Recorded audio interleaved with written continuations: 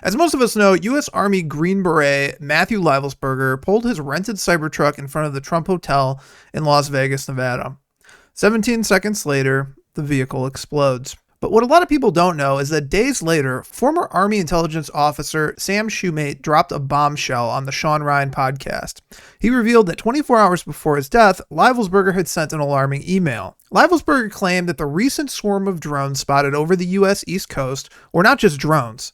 Instead, they were highly advanced Chinese reconnaissance aircraft equipped with gravitic propulsion systems, a secret technology that allegedly achieves anti-gravity. In the email, Leibelsberger included a screenshot with coordinates of a white building in the desert, stating, "Our OPSEN location for this activity is in the box below." Days later, after some debate about the origins of the email, the FBI confirmed that the email was sent from Leibelsberger himself. So we have confirmed that the document that he sent to the podcast, we know that he was the one that sent that document. Yet oddly, the mainstream media glossed over the contents of his email, instead focusing on the route he took or the tools he used to plan the bombing. But the details in the email are what I want to focus on today. So let's explore Leibelsberger's claims, specifically about the drones and specifically about this electrogravitic propulsion. Leibelsberger held a top-secret sensitive compartmentalized information clearance, or TSSCI. This is one of the highest levels of security clearance in the U.S. military. In his email, he claims to have been read in to a unidentified aerial phenomenon, unacknowledged special access program. USAPs are among the most secretive military programs in existence.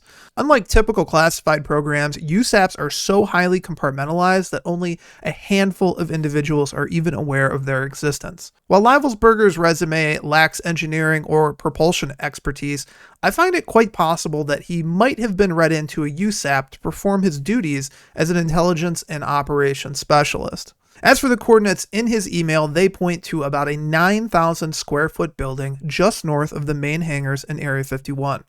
Leibelsberger claims that this building is OPSEN, or Operations Center, for the United States Gravitic Technology. So I don't know much about Area 51 myself, so I went to the experts at Dreamland Resort. This is a website that has painstakingly mapped and surveyed Area 51 since 1999. Digging through their records, according to their own map, which has been labeled thanks to researchers and anonymous former staff, the building in question is allegedly a maintenance site for the nearby RCS, or Radar Cross Sections Array. RCS arrays determine an aircraft's radar signature and can even emulate enemy radar for aircraft testing purposes. This building doesn't exactly match up to an operations center, but I find it could very well be where the RCS of an electrogravitic aircraft could be tested. So if his claims are true, then what is electrogravitics? Is it real? And if it is, how does it work? So like any good sleuth, I Googled electrogravitics. And if you do the same, you'll quickly see that it was labeled as debunked pseudoscience from the 1950s. Wikipedia specifically largely dismisses this stuff as anti-gravity conspiracy theories.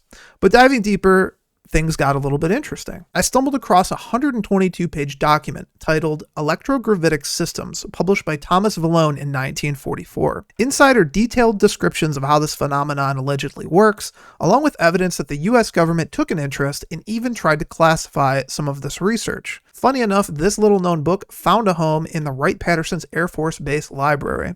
So let's rewind where all this started. Our story begins in 1921 with a high school student named Thomas Townsend Brown. During his experiments with an X-ray vacuum tube, Brown noticed something strange. At high voltages, the tube's weight seemed to change depending on its orientation. When the positive electrode faced upwards, the tube appeared to lose weight. When it faced downward, the tube appeared to gain weight. This observation hinted at something potentially groundbreaking: a possible link between electricity and gravity. Brown believed that gravitational forces could be manipulated or shielded using high-voltage electrical fields, but critics were quick to dismiss his work. They claimed that this was simply due to ionic wind, essentially the movement of air particles caused by the high voltage. But Brown was not convinced. He doubled down on his experiments.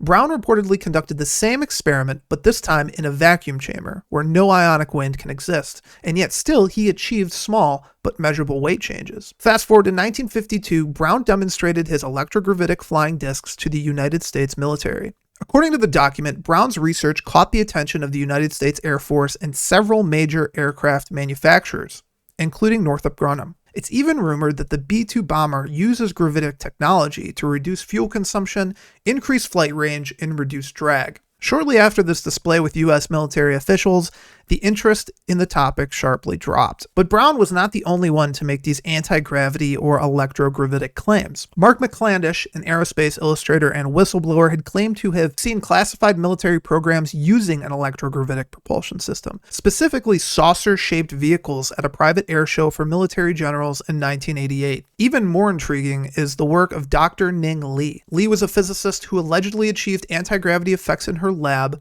While I might not understand it, somebody at the U.S. Department of Defense certainly did. In 1999, the department awarded her $448,000 to continue her research. But strangely, this research was never made public. So assuming that electrogravitics is real, or at least in theory, I was curious as to how it all works. And I'm not going to pretend like I know the minutia, but here's a simplified breakdown. You take a capacitor, essentially a device that stores electrical charge, and you apply high voltage to it. According to the document I mentioned earlier, you can achieve measurable lift with anything over 50,000 volts. Positive plate creates an electric field, while the negative plate creates a counteracting field. This interaction between the fields and the dielectric material in the capacitor creates a net force, effectively pushing the object upward. Certain high-K dielectric materials, such as barium titanate or barium aluminate, can enhance this effect, making the force even stronger. However, the existence of electrogravitics would mean that mainstream physics is either wrong, being suppressed, or simply is not being studied at the level of certain researchers. And I kind of find that hard to believe. If electrogravitics technology is real and actively being used by countries like the United States or China, it would completely change the nature of war, espionage, and global power. This changes the entire game of military intelligence. And as we've seen in history, the side with the best intelligence typically wins. If these crafts can carry a payload, like Leibelsberger mentioned in his email, a country could launch a first strike against an adversary before they even know what hit them. If electrogravitic aircrafts are real, we're living in a world that's far more advanced and far more dangerous than we've been led to believe.